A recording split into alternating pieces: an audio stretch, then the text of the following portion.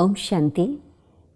Let's look at the subject of the Divine, the Supreme, Param Atma, God, whatever name you use.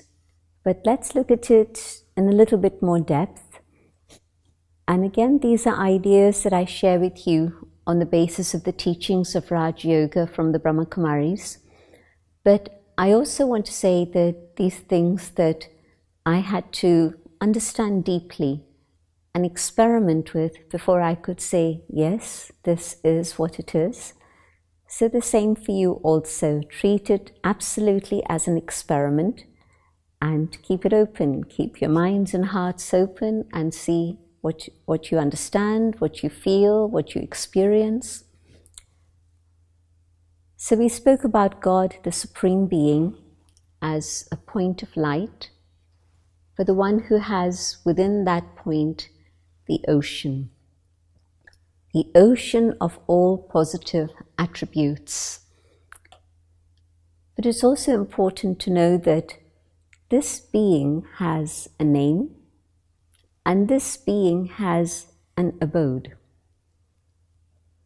The name of this being that we like to use is the word Shiva. So Shiva, Jehovah, very similar. But Shiva means three things. It means the benefactor, the one who only has benevolence and nothing else at all. It also means the seed, that which is the origin, that from which creation emerges. And so the source, the seed, the source of all positive attributes. And then thirdly, it also means the point. And I know that in certain cultures, when they put a full stop, a dot, they call it Shiv. So three translations of this word Shiva, but the form absolutely like that of every other soul, just a point, but a vast difference in the qualities. And today, in the worlds of nanotechnology, we're not surprised that a point can hold so much love and information and wisdom and truth and peace and purity, all of that. In the physical dimension, we've been able to get to nanotechnology. And so in the subtle, the spiritual dimension, of course, the Supreme Being exists as that source of all positive attributes. If I want to connect with Shiva, the source, the point, I need to first of all come into that awareness of soul consciousness, spiritual awareness of who I am.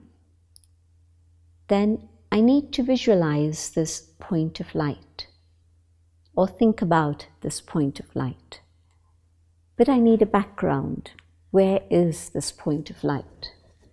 Is it everywhere, all around, omnipresent? Well, if that being who is God were present in everything, everywhere, we would see no sorrow, we would see no violence, we would see none of the things that are going on in today's world. What we would see would be the peace, the beauty, the truth, the love, the purity, and so on. And we're not seeing that. And so to me, it doesn't make sense that we should say that God is present in everything, everywhere. In fact, from scriptures, we hear that God is up above. And in Gita, it talks about God being beyond the elements of this physical dimension, beyond the light of the subtle dimension, in the supreme abode.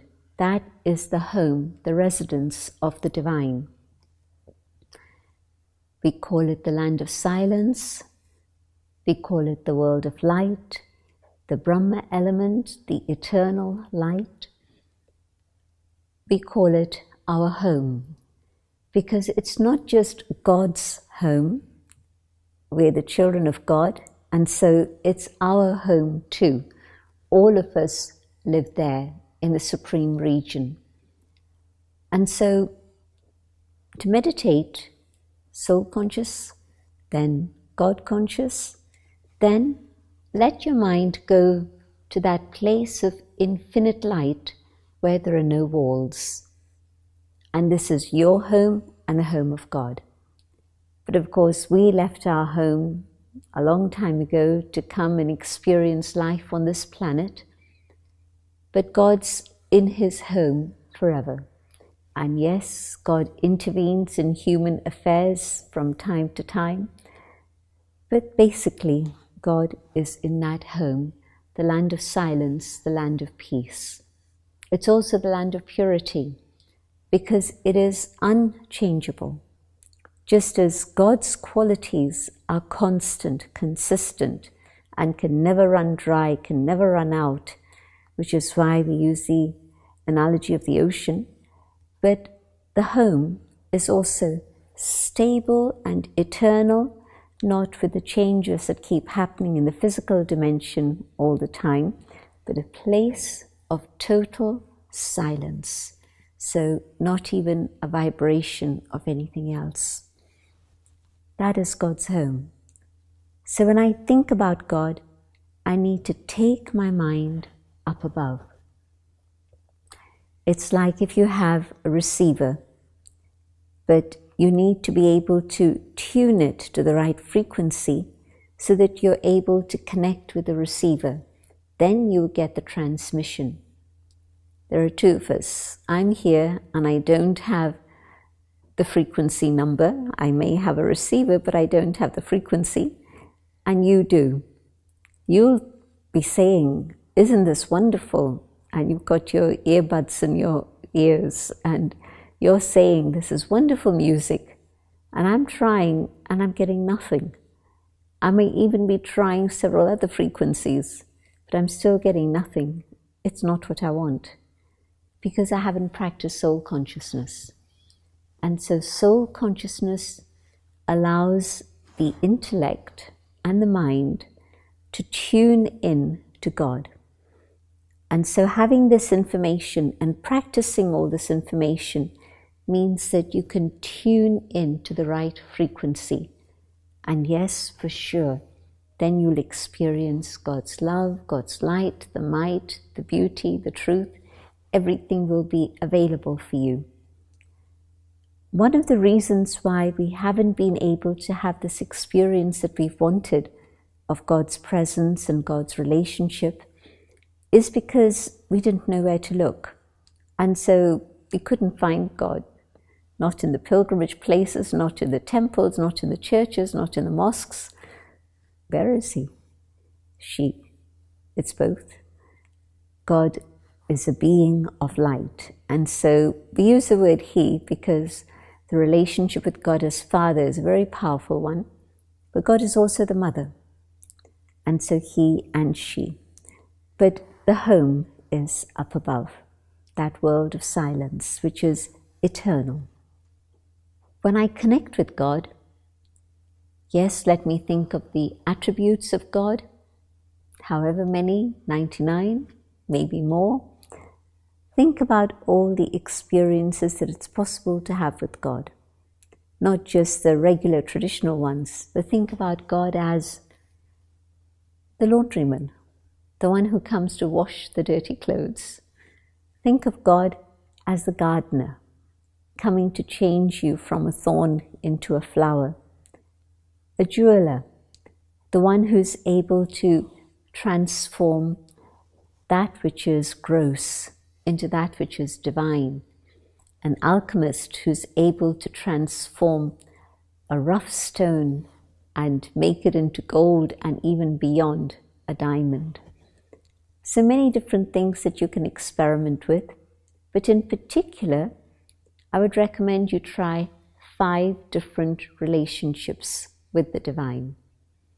And the first, the mother, the one who's able to give you unconditional love. I may have ignored God, I may have defamed God, I may have rejected God. But God does not reject me. God still opens up love and embraces me. If I choose to return to God, God is there waiting for me. Unconditional love, non-judgmental love, the love of the mother that doesn't see the dusty nature of the child and the clothes, but just picks up the child and then cleans the child to make the child more comfortable and well. And so the mother who cleanses me with her love, the mother who empowers me with her love, makes me aware that there are things I need to do in life that I did not even imagine were possible for myself, to allow my own highest potential to emerge, and also to be able to inspire others to do the same. The Father who has a property, an inheritance to give to me. God is not physical. God is a subtle being of light. So God does not give me physical land and physical houses, but what God does give me is a very special property that everyone in the world is now looking for: happiness. God fills the soul with great happiness. The Father gives me His property, His inheritance. And it's not later on, after decades, but it's right now. It's possible to experience that immediately. Let me take that happiness from the divine and fill myself so that I can be content and share that happiness with others too. God, my teacher. The ocean of knowledge has unlimited knowledge to give me.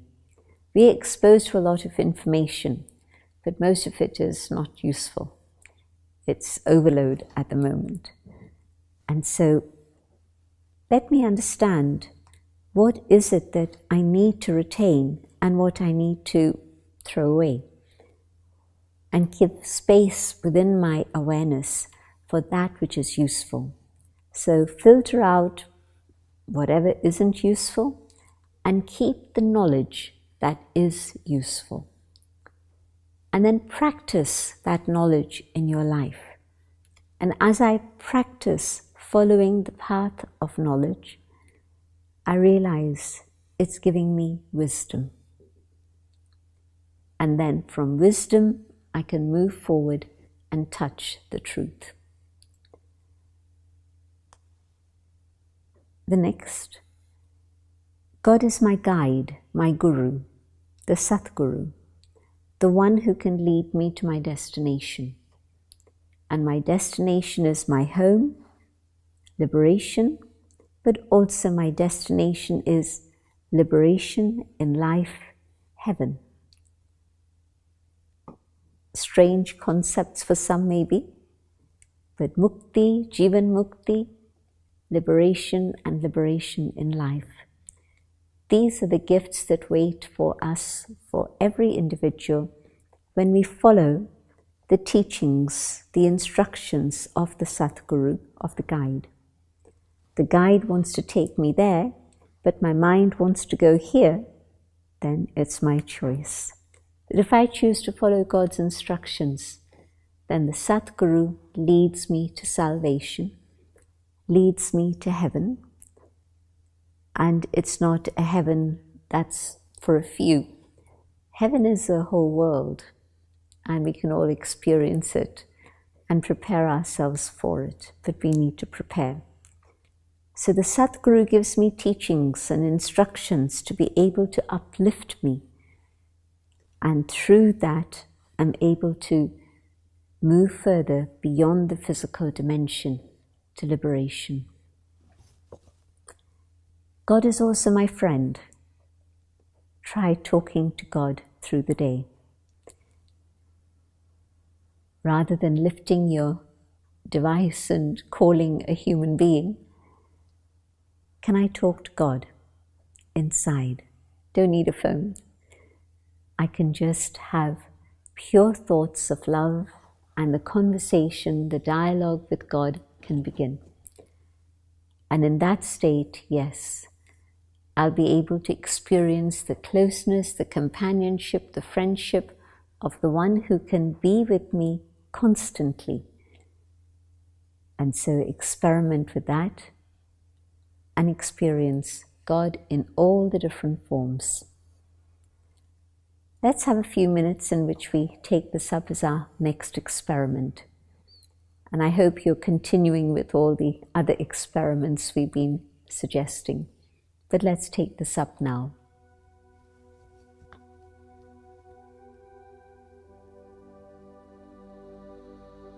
I return to the awareness of the soul.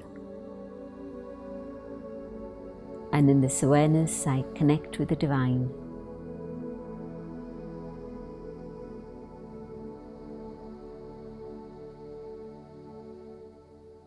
The being of light, the origin, the seed, the source of all attributes.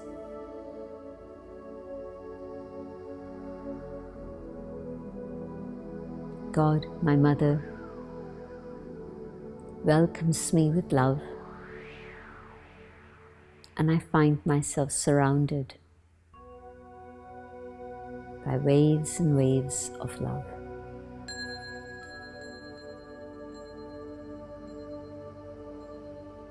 The love embraces me. I'm surrounded by this pure love.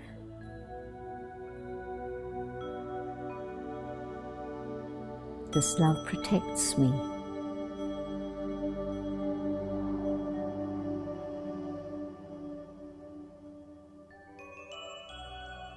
Feeling the warmth, the security, the care, and the empowerment from the mother.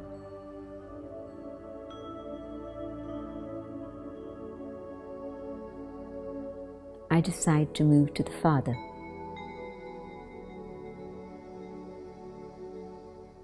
And the father accepts me with love. And the father fills me with great, great happiness.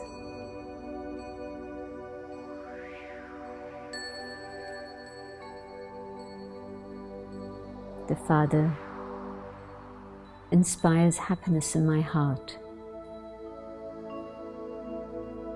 This is the moment I had been waiting for, to have a glimpse and an experience of the divine.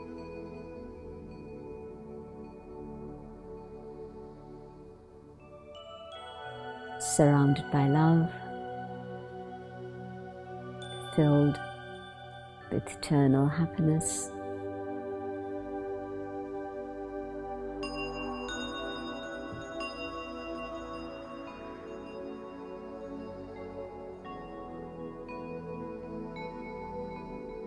And now, I think of God as my teacher.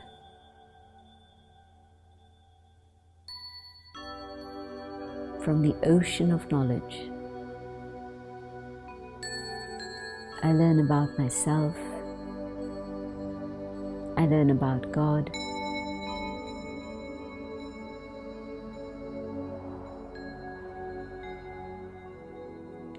God taught me the things that I had no idea about.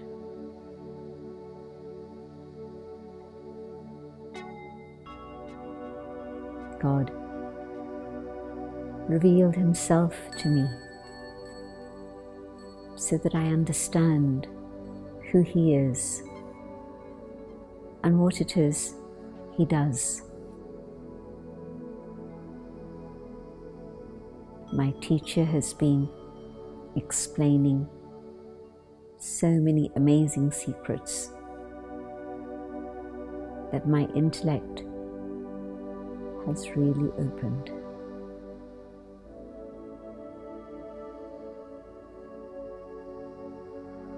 The teacher explains to me about the dimensions beyond the physical, I had no idea.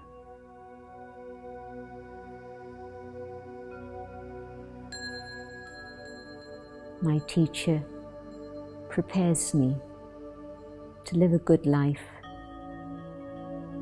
based on high levels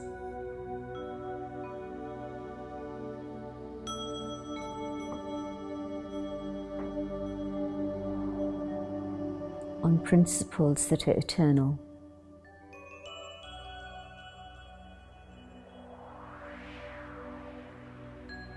I come to the Sadguru.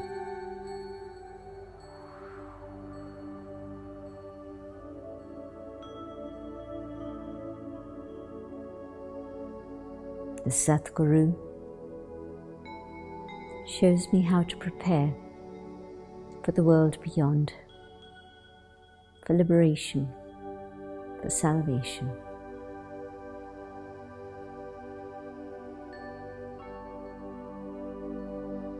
My friend offers company, companionship, friendship.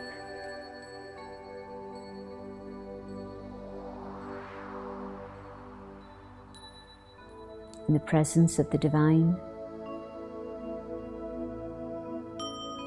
I am empowered, I am filled, and my treasure store is complete. And these vibrations reach out.